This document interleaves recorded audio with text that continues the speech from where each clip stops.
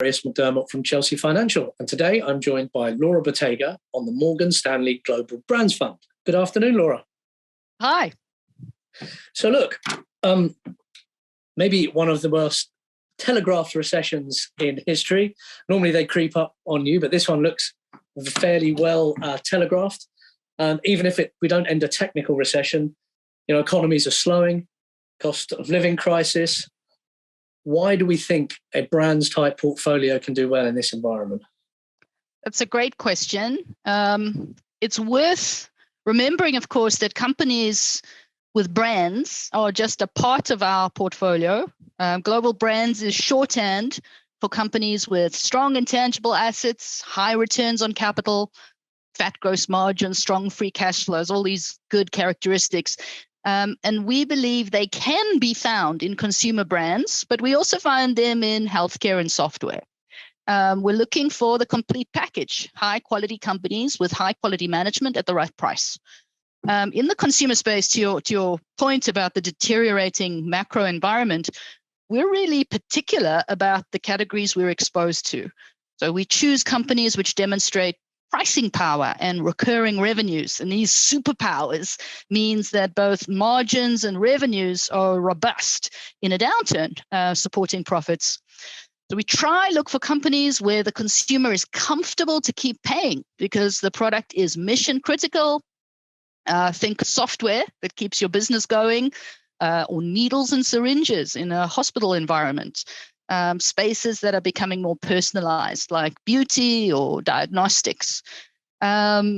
Sectors where price is no object, like pet care.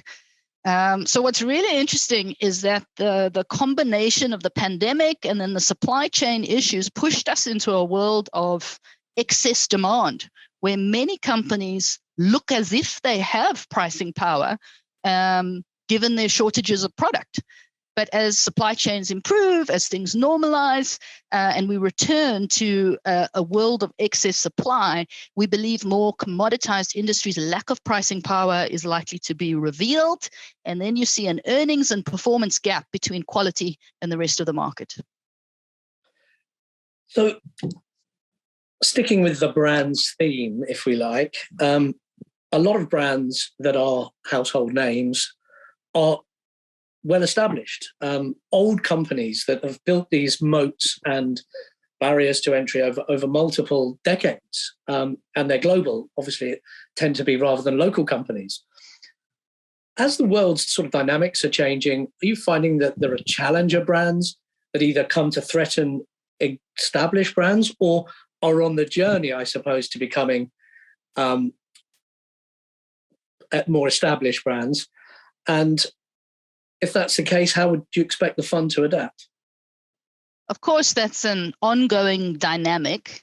But I think the notion of disruption by smaller challenger brands felt more of a threat a few years ago, when challenger brands first began using social media to gain market share. But as the larger established brands have put real resource into digital, their scale and breadth has really come to the fore, allowing them to continue to dominate. They can also fairly easily acquire challenger brands and offer them better distributional resources within a larger ecosystem. Beauty is a good example, where your Instagram feed, maybe not yours, may suggest a host of smaller new companies trying to gain traction. But the reality of global distribution and steady supply, continuous marketing is much harder than it looks and more easily handled by established brands. Of course, younger generation, the next generation do seek out different brands to their parents. Some revert back to the brands favored by their grandparents. We look for diversified, decentralized companies that are agile in incremental innovation and that will appeal to the consumer and allow the company to keep charging a premium for that novelty. And generally, we're not trying to hop onto the next fad, but we like the established brands that have the global resource and diversified product set to navigate changing tastes.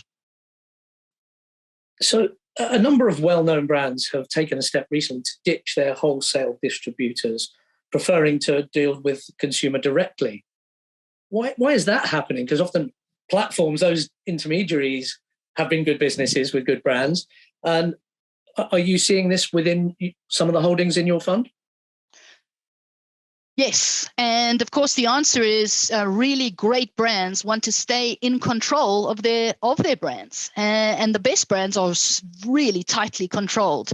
We've seen this direct-to-consumer trend most particularly in sporting goods.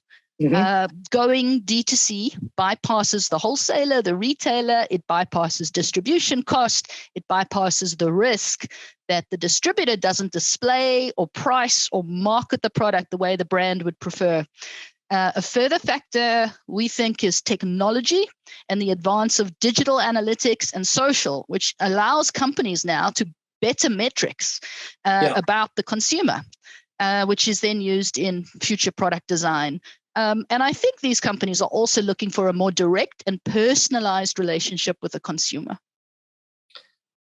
So a tougher year, 2022, for quality companies, of which I think you're describing and attributing to your Global Brands fund. What's your outlook today as we're sort of sitting here, in the early part of 2023? Do you see much more value, or are you seeing that these strong companies, having been quite resilient, even dependent on their share, not dependent on their share prices, which obviously are a function of stock markets? Yeah, I would have to reiterate that we see a continuing fairly tough environment for companies going forward. Generally, higher input costs put pressure on margins. Yeah. Supply chains need investing. They want to be as modern and flexible and local today as they need to be in a more polarized world. The interest rate environment, whether it's 25 bips up or down, the point is more that this higher level of rates creates more pressure for indebted companies. And that's exactly why we focus on the companies we do. High quality companies, more resilient earnings, that are more likely to survive and thrive through the cycle. Some of these are brands you would recognize as a consumer, but some are brands that dominate business to business, such as software or cloud companies or credit card companies. Where we find potential earnings resilience today is in the subset of quality in software, medtech, and staples, particularly. We believe that adding earnings resilience to your portfolio gives investors more predictability in the top and the bottom line, and a peace of mind that only comes from owning quality. For more information on the Morgan Stanley Global Brand Fund, please do visit chelseafs.co.uk.